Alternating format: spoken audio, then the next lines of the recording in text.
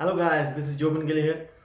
Today will talk about कौन कौन से वो स्टूडेंट्स हैं, कौन कौन से इंटरनेशनल स्टूडेंट्स हैं जो इस पैंडमिक के ड्यूरिंग कनाडा ट्रैवल कर सकते हैं।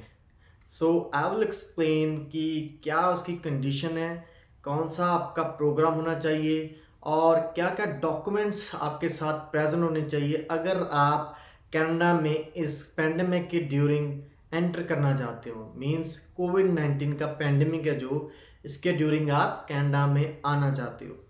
सो एज यू ऑल नो कि international students, visitors, temporary workers, इन सभी कैटेगरीज को अभी तक कोई रिलीफ ज़्यादा नहीं दिया गया कनाडा की सरकार की तरफ से।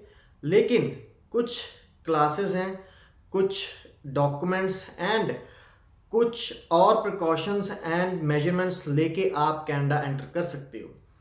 अब बात करते हैं इंटरनेशनल स्टूडेंट्स की। अगर आप एक इंटरनेशनल स्टूडेंट हो जिसका कनाडा का वीज़ा अप्रूव हो गया था इस पेंडेमिक के पहले और आपके पास जो है टीआरवी यानी कि टेम्परेरी रेजिडेंट वीज़ा जो आपके पासपोर्ट पर होता है वो आपका वैलिड है, तो आप ट्रैवल कनाडा कर सकते हैं। लेकिन उसकी कंडीशन क्या है? उसकी कंडीशन ये है कि आपका जो इंस्टीट्यूशन है, चाहे वो एक प्राइवेट इंस्टीट्यूशन है, चाहे वो एक पब्लिक कॉलेज है या एक यूनिवर्सिटी है, सो उसकी तरफ से आपको एक लेटर चाहिए। लेटर में क्या लिखा हो? लेटर में ये लिखा हो कि आपका जो प्रोग्राम है उसके जो मॉड्यूल्स हैं आप इंटरनेट के ज़रिए सिर्फ ऑनलाइन वो पूरे नहीं कर सकते।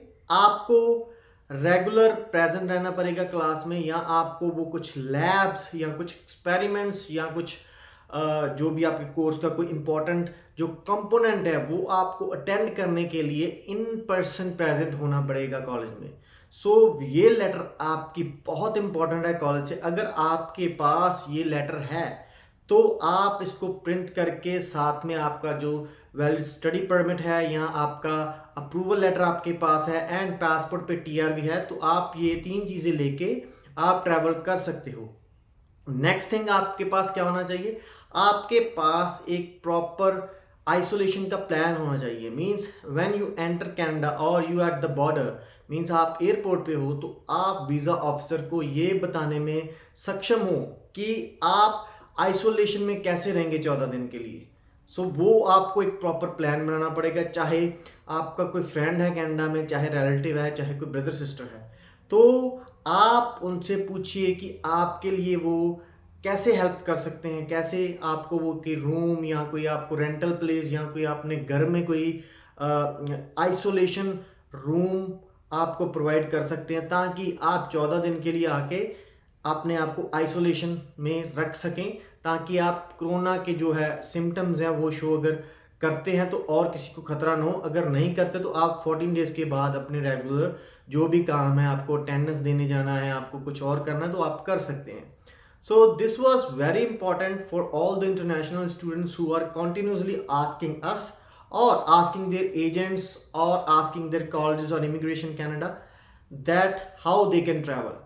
एक और अपडेट जो एम्बेसी से आई है, दिल्ली एम्बेसी से, जो कनाडा का कॉन्सुलेट है दिल्ली में, उनकी तरफ से भी ईमेल्स आई हैं कि वो आपकी कॉल्स, वो आपकी ईमेल्स को एंटरटेन इतना नहीं कर रहे, क्योंकि उनका कहना है कि आप टेम्परेरी वीज़ा अगर होल्डर हो तो आप इंक्वायरी अपनी अगर भेज रहे हो तो बहुत सारे लोग वो इंक्वायरीज भेज रहे हैं सेम तरह की। लेकिन at this point of time ये कुछ अपडेट्स हैं जो कनाडा इमिग्रेशन की तरफ से हैं, और अगर आपकी ऑनलाइन स्टडी हो सकती है तो आप अभी आपका जो ट्रैवल है वो नॉन एसेंशियल माना जाएगा और आप ट्रैवल कनाडा नहीं कर सकते। सो आपको अभी ऑनलाइन ही अपनी क्लासेस जो हैं वो अपनी कंट्री, चाहे वो इंडिया है, चाहे वो पाकिस्तान है, चाहे और कोई कंट्री है, आपको उधर रह के ही ऑनलाइन मॉड्यूल्स अपने पूरे करने होंगे और आप अपनी जो स्टडी है 50% तक अपनी ऑनलाइन पूरी कर सकते हैं, और उसका आपके पोस्ट ग्रेजुएशन वर्क परमिट पर भी कोई भी इतना इम्पैक्ट है जो वो नहीं पड़ने वाला। सो स्पेशली फॉर दो स्टूडेंट्स, वो स्टूडेंट जो कनाडा का स्टडी वीज़ा इसलिए उन्होंने लिया है कि वो सिर्फ पढ़ना चाहते थे, तो this is a very good opportunity for them that they can study in their own country and उनका जो पोस्ट ग्रेजुएशन वर्क परमिट का ड्यूरेशन है वो भी इफेक्टेड नहीं होगा। और from the comfort of their home, from the comfort of their like back home, उनके पेरेंट्स उनके साथ होते हैं, उनके ब्रदर सिस्टर्स, उनके रिलेटिव्स, तो आपकी 50% तक की आपकी जो स्टडीज़ है वो आपकी घर में रहकर ही पूरी हो सकती हैं। आपका इससे जीआईसी भी बच जाएगा और आप 50% तक स्टडी भी कंप्लीट कर सकते हैं। और जब आप कनाडा में एंटर करेंगे, जब कोरोना वायरस की ट्रैवल रिस्ट्रिक्शंस सभी लो हो जाएंगी, ख़त्म होने तक, जो कोरोना वायरस अगर ख़त्म हो गया तो आपको इधर आके आप 50% अपनी स्टडी कंप्लीट करके आपका पूरा प्रोग्राम है जो वो कंप्लीट हो जाएगा। और आपका पोस्ट ग्रेजुएशन वर्क परमिट, अगर आपके पास 1 साल की स्टडी है तो आपको 1 साल का study post graduation work permit मिलेगा। और अगर आपके पास 2 साल की है तो आपको 3 साल का जो वर्क परमिट है वो मिल सकता है।